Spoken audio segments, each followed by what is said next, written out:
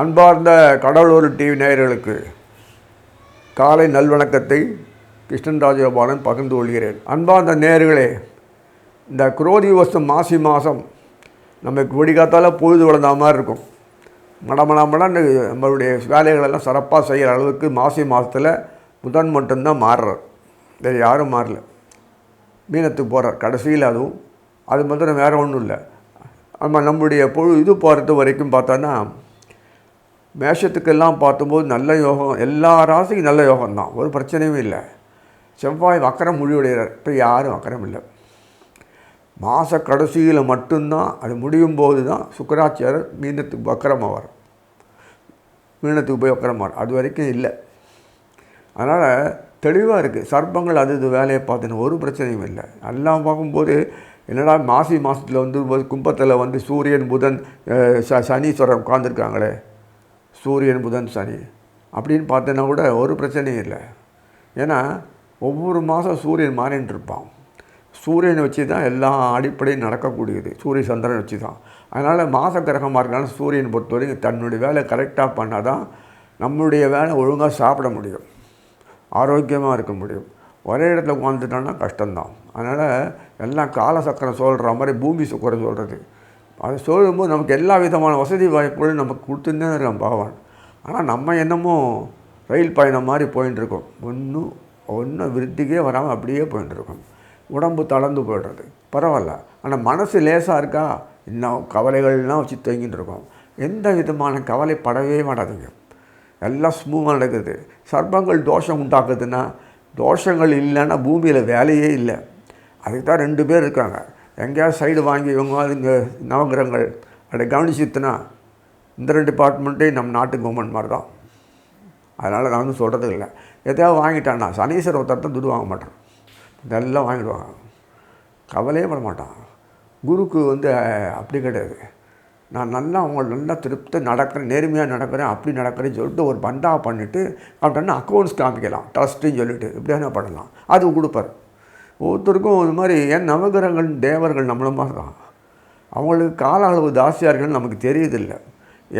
ஒரு வாரம் சனிக்கிழமை ஆஃப் டே விட்றாங்க. ஒரு வாரம் நான் 5000 வருஷம் காட்சி பாருங்கள். அவன் டியூட்டி பாருங்கள். அவன் 1.5 வாரம் தான் ஒர்க் பண்ணுவான். ஒரு வாரம் சனிக்கிழமை வரைக்கும் ஆஃப் டே ஒர்க் பண்ணுவான். ஆனால் அவங்க நமக்கு 5000 வருஷம் போயிடும். அதனால் அவங்களுக்கு ஈஸியாக எந்த ஒர்க்கையும் செஞ்சு முடிச்சுடுவாங்க. ராத்திரி பகல்னு அவங்களுக்கு கிடையாது. எல்லா காலம் அவங்களுக்கு தான். புரியுதுங்களா? ஏன்னா ராட்சசர்களும் அரக்கர்களும் வாழ்ந்த ஆனோம், அவங்களுக்கும் சர்வீஸ் பண்ணி ஆனோம், எல்லாருக்கும் ஒன்று தான். ஸோ இதுக்காக சொல்ல வரேன்னா, நம்ம தேவையில்லாத ஒரு மன உளைச்சல், தேவையில்லாத எதத்திலோ வெயிட்டு தூக்கி மண்டலில் போட்டுட்டு இப்படி பண்ணலே செய்யலே அப்படின்னு அப்படி ஆகலே இது ஆகலேன்னு போட்டு உடச்சிக்காதீங்க. அரசாங்கங்கள்லாம் இப்படி இருக்கே இப்படி தான் இருக்குது, நமக்கு ஒன்றுமே வாழ வழி இல்லையே, வியாபாரம் அப்படிலாம் ஒன்றும் நினைக்காதீங்க. உங்களுக்கு வேண்டிய யுக்திகளை கொடுத்து வாழ வைப்பான். ஏன் அப்படி நன்னா ஆக்கலாமேனா நன்னாலும் ஆக்க மாட்டான். அதுக்கு இங்கே என்ன வேலை? அந்த ரசனைகள்லாம் எதிர்பார்க்கறது தான் அனுபவிக்கிறான் பகவான் இங்கே வச்சுருக்கான். இல்லைன்னா நம்ம கை விட்டு போகக்கூடாதுக்காக தான் அவன் எப்போதும் எங்கிட்ட இருக்கணுன்றதுக்காக தான் இந்த மாதிரி பண்ணால் நீங்கள் அவங்கள்ட்ட போய்ங்க. அவங்கள மாதிரி உங்களால் மாற முடியாது. அவங்கள்ட்ட உங்கள் ஜபதா பலிக்காது, பேசி குச்சி எது பண்ண வலிக்காது. அவன் புரிஞ்சு எடுத்துன்னு தான் இருப்பான். என்றைக்காவது புலியும் என்றைக்காவது பூனையும் எலியும் சேர்ந்து ஒன்றா நட்பாக இருக்க முடியுமான்னு கிடையாது. சாப்பிட்டுடும், நடிக்கும். அதான். அதனால் இதெல்லாம் பாம்பு கீரி அதெல்லாம் குணங்கள் செஞ்சு தான் இருப்பாங்க தவிர யாரும் எந்த நிலையிலும் மாற மாட்டாங்க. சந்தர்ப்பம் வரும்போது கீழே விழுவாங்க, மறுபடியும் எழுந்துருவாங்க. நம்ம தான் குணங்களில் புரிஞ்சிக்க முடியாதபடி இருக்கும். அதனால் இதெல்லாம் நீங்கள் போட்டு வீணாக சிந்தனை செலுத்தி எதேதோ பண்ணி அப்படி பண்ணி இப்படி பண்ணி இதான் வருமான்னு பார்த்தீங்கன்னா கொஞ்சம் ஒரு திருப்தியாக வேணால் இருக்கும் அந்த நேரத்தில். இதை எதிர்பார்த்தது ஆனால் வரலன்ட்டு சாமி மாற்றிடுவீங்க. நம்ம யூஸ்வலாக அப்படி தான் பழக்கம். எதுக்காகனா நவகிரகங்கள் பொறுத்த வரைக்குமே உலகத்தில் அவனுக்கு கொடுக்க வேண்டியது கொடுத்துன்னு தான் இருக்கணும், நிறுத்தக்கூடாது. அதனால தான் சொல்கிறேன், பயப்பட வேண்டாம். இந்த மாதம் பிரமாணமாக இருக்கும், ஐடியாவெல்லாம் கிடைக்கும், நல்லா நடக்கணும்.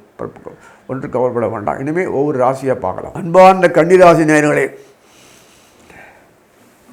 இந்த மாசி மாதம் பிப்ரவரி to March, February later part, March first part 13 to 14. அதனால் இதெல்லாம் பார்க்கும். இந்த மாதத்தில் நம்மளுடைய தேவைகள்லாம் பூர்த்தி ஆகிடும். கன்னி நான் இந்த உலக தலைவரே புதன் தான், நடுநாயகர். எல்லோரும் வேணும் அவருக்கு. எனக்கு வேணும், அவன் வேணும், அவனுக்கு வேணும், அவன் வேணும். ஆனால் அவருக்கு எல்லோரும் வேணும். ஆனால் அவர் எல்லாம் அவருடைய படைப்புகள். அவர் சம்பந்தப்பட்ட விஷயங்கள் பொறுத்தவரைக்கும் பார்த்தோன்னா, இந்த பக்கம் பார்த்தோன்னா குரு 4ஆம் வீடு, அந்த பக்கம் பார்த்தோன்னா அதே தானே 10ஆம் வீடு அதிபர், இந்த பக்கம் நேரடியாக பார்த்தோன்னா அதே குரு தான் 4க்கும் 7க்கும் உரியவர். ஏன் தானே ஜீவன கர்மஸ்தான் சம்மந்தப்பட்ட ஆயிருக்கார் பாருங்கள். கர்மங்களை இதுக்கு ஏற்ற மாதிரி அமைப்பு தான் கொடுக்குறது தான் இந்த 10ஆம் வீடு இவர் வச்சுருக்கார். இவருக்கு எப்போதுமே தனக்கு சௌகரியமாக இருக்கணும்னு தான் பூமியில். அப்போ தான் உங்களெல்லாம் நாங்கள் பார்க்க முடியும். நானே கட்டத்தில் போய் உயர்ந்துட்டேன்னா உங்களெல்லாம் எப்படி நான் கவனிக்கிறது? ஏன்னா படைப்புகள் எல்லாம் படைப்புக்கான காலகட்டவே புதன் தான். அதுக்காக சொல்கிறார், புதன்றது பகவான் தெரியும் உங்களுக்கு. அந்த புதன் சம்மந்தப்பட்ட அந்த 4ஆம் வீடு குரு, அவர் அழகாக உட்கார்ந்து பாக்கியத்தில் உட்காந்துருக்கார் ரிஷபத்தில். கேட்கவே அடுத்தது 10ஆம் வீடு வருவார், அது வேறு விஷயம். இப்போது பாக்கியத்து நன்னா இருக்கார் குரு, ஒரு குறைச்சனும் இல்லை. ஆனால் உச்ச வீடு போகிற வழி தான் நன்னா இருக்கார். அங்கே இப்படி பாருங்கள், அங்கே உட்காந்து நேரே கண்ணிக்கு பார்க்குறார். இந்த விஷமோதனை பண்ணலான்னா பார்த்தான்னா கேது உட்காந்துருக்கார் ஜென்மத்தில். சப்தமத்தில் பார்த்தா ராகு உட்காந்துருக்கான். கேட்கவே வேணாம், செக்யூரிட்டி கார்டோடு எல்லாம் இருக்கார். ஸோ எஸ்கார்ட்டு.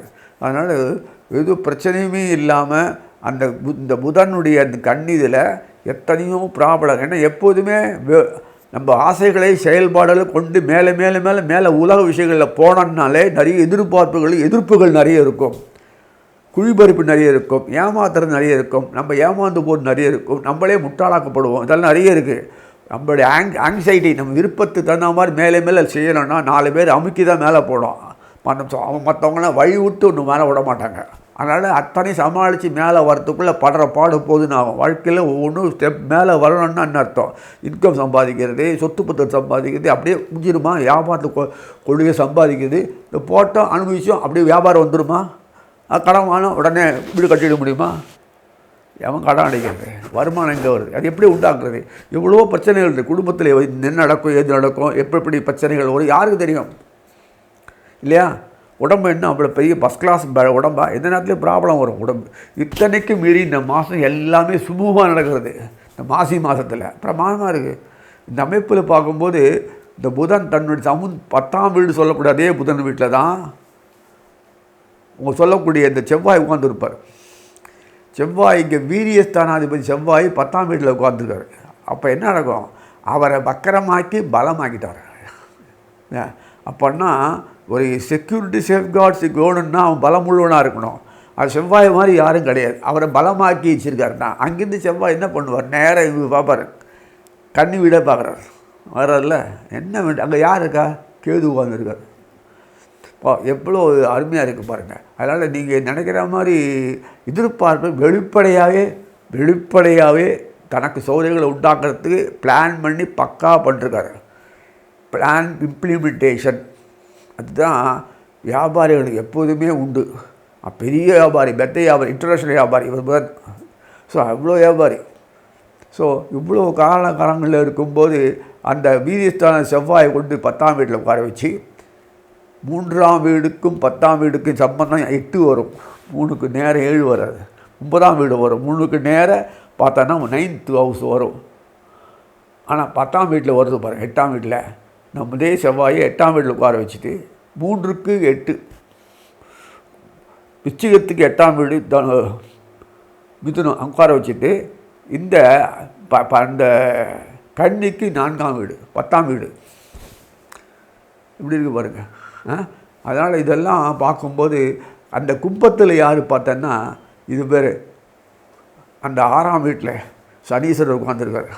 சனி 6ஆம் வீட்டில் உட்காந்து நல்லது, அவர் வீட்டிலே கும்பம். அதே சமயத்தில் இந்த மாசி மாதம் சூரியன் இருக்காருங்க, கூடயே அந்த புதனும் இருப்பார் பாருங்கள். மனசு அந்த சம்பந்தப்பட்ட விஷயங்களில் பார்க்கும்போது மறைமுகமாக வச்சுருக்கார். 12ஆம் வீட்டு அதிபராக இருக்க சூரியனை மறைட்டாக 6ஆம் வீட்டில் உட்கார வச்சுருக்காரு. எல்லாம் மறைமுகமாக கொண்டு போகிறார். பங்கு பாதாள இதில் போட்டு கொண்டு போகிறாங்க எல்லாத்தையும், ரோடு போட்டு பூமிக்கு உள்ளே வெளிநாட்டில். அது பார்த்தா சூப்பராக இருக்குது. அது மாதிரி ஏன் இப்படி பண்ணுறாங்கன்னா வியாபாரிகள் வெளியில் ஒன்று, நடக்கிறது ஒன்று, சொல்கிறது ஒன்று, செயல்றது ஒன்று தான். அதான் வியாபாரம். நேருக்கு நேர் அன்ன வியாபாரம்லாம் இல்லை, வெளிப்படையாக வியாபாரம். எல்லாம் ஒயிட் பிஸ்னஸ் தான் அப்படின்னு சொல்லணும், ஆனால் செயலில் காட்டக்கூடாது. முட்டாள் தான் காட்டுவான். வியாபாரி தந்திர நோக்கத்தோடு எப்போ பிஸ்னஸ் பண்ணிட்டே இருக்கணும்னா எல்லாமே இருக்கணும். எப்போதே மைண்டு ஓடிண்டே இருக்கும் புதனுக்கு. எப்படிலாம் பண்ணால் நமக்கு சௌகரியத்தை உண்டாக்க முடியும் அப்படின்னு தான் ஒருத்தர் நினச்சி செயல்படணும். இதில் யாருக்கும் பாதிப்பே வராது. அதான் ஆச்சரியமாக இருக்குது.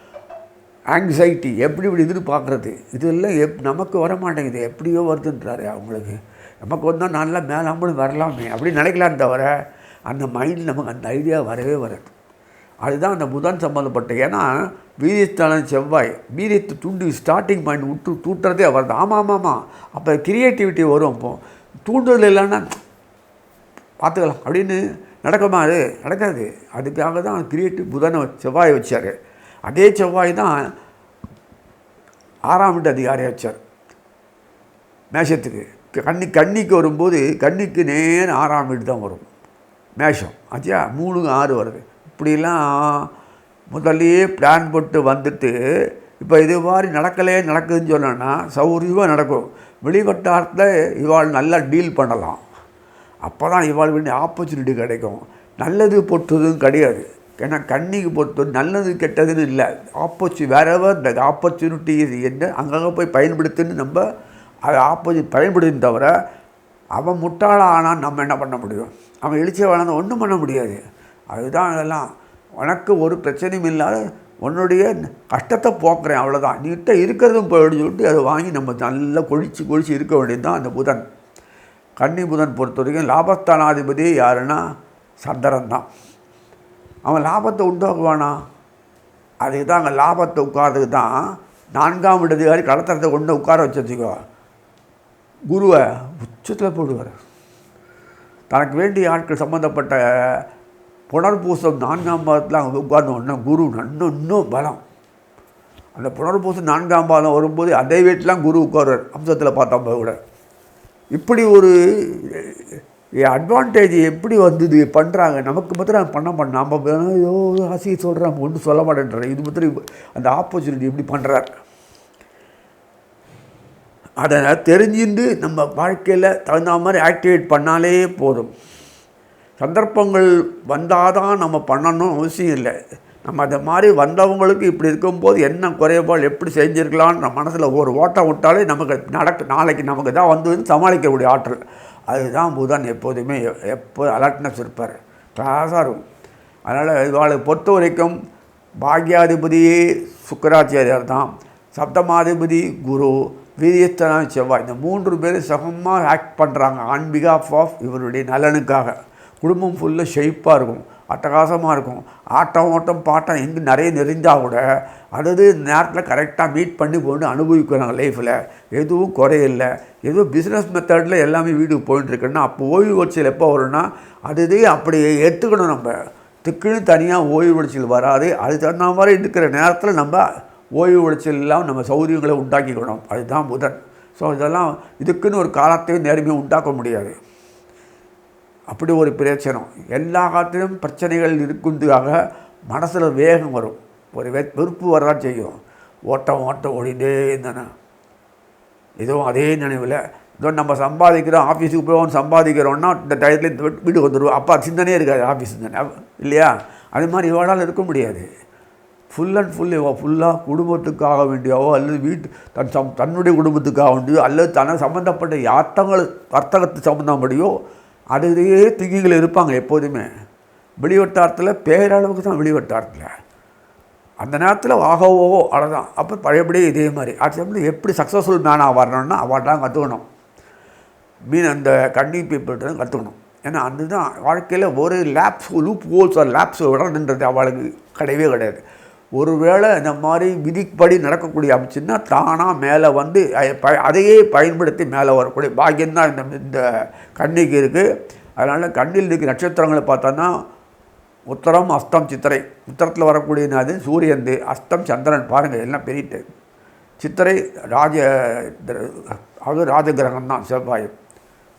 வெரி ஃபாஸ்ட் சித்திரை. ஆனால் அந்த ஃபாஸ்ட் நம்ம சமுதாயத்தை பயன்படாது. அது அவனையே போட்டு பார்த்துரும். வெளிப்படையாக நடக்கக்கூடியது. என்ன பண்ண முடியும்? தளபதி இல்லை. அப்படி விடுப்பில் போனான்னா சீக்கிரம் ஊற்று விட்ருவாங்க. அவருக்கே தெரியாது, குழியில் ஊந்துருவார். இன்னும் எப்போதுமே ஆவேசம் இருக்கவங்களுக்கு புத்தி ஒர்க் பண்ணாது. அந்த நேரத்தில் புத்தி மட்டமாகிடும். புத்தி ஒர்க் பண்ணும், ஆனால் புத்தி அந்த நேரத்தில் ஒரு வேலை செய்யாது. அவ்வளோதான், பாழாயிடும். அதனால் இந்த கன்னிராசி நேயர்களுக்கு பொறுத்த வரைக்குமே இந்த மாதத்தில் மடங்காக பெரிய லெவலில் போயினே இருப்பாங்க. குழந்தைகள் குட்டிகள் இல்லைன்னா அது வரும், சந்தான பாக்கியம் கிடைக்கும். அங்கங்கோ இங்கே பிரிஞ்சிருந்தானா மறுபடியும் ஒன்று சேருவாங்க. அப்புறம் நிறைய ஒரு ஃபேமிலி ஃபங்க்ஷனோ இல்லை சம்மந்தப்பட்ட விஷயங்கள்லையோ நிறைய ஒரு தொடர்பு இருக்கும். எல்லாம் ஒரு ஒற்றுமையை இப்போ தான் அட்டன் பண்ணுவாங்க. எல்லாருமே பிரிஞ்சு இருந்தவங்களாம் கூடுவாங்க. அக்கேஷனாக பார்க்குறதுக்கு சந்தர்ப்பத்தை இந்த மாதம் நிறைய வரும், ஃபங்க்ஷன் வரும், அதெல்லாம் அட்டன் பண்ணுவாங்க.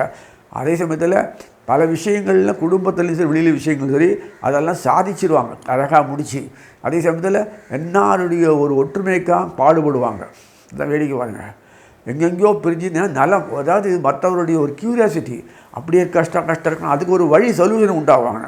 இந்த அளவுக்கெல்லாம் ஒரு தானே எடுத்து செய்யக்கூடிய ஆற்றல் வரும்போது சக்ஸஸ்ஃபுல் மேன் ஆகக்கூடிய ஒரு அமைப்பு இந்த மாதம் இவாளுக்கெல்லாம் கிடைக்கிறதுன்னு சொல்லி வாழ்த்துகிறேன். கடவுள் அருள் டிவியை பார்த்தமைக்கு நன்றிகள். மேலும் இது போன்ற தகவல்களை தெரிந்து கொள்ள கடவுள் அருள் டிவியை சப்ஸ்கிரைப் செய்யுங்கள். மறக்காமல் பெல் ஐக்கானை கிளிக் செய்யுங்கள்.